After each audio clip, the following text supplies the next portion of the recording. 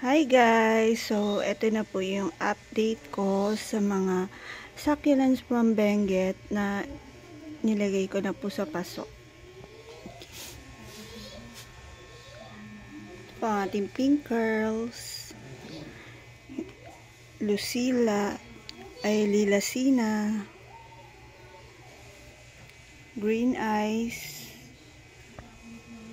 blue surprise, Ellen, Crested Luella, and Mendoza.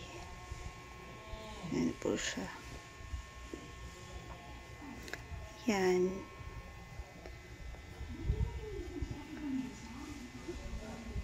Baka naman po nakasurvive sila kasi meron na silang mga roots. Yan.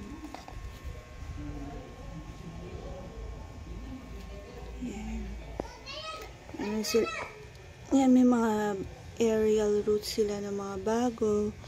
And ito po yung variegated Tito Buns.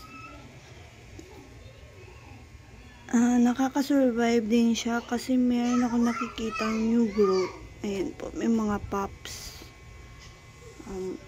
Ito po, ayan. Mga pops siya.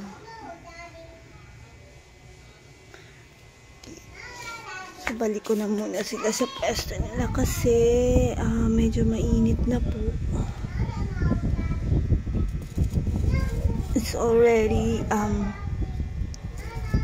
AM. Yan, and may bago akong Ellen from Benguet din.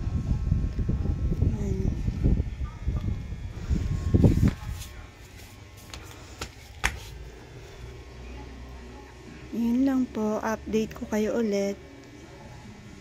Thank you.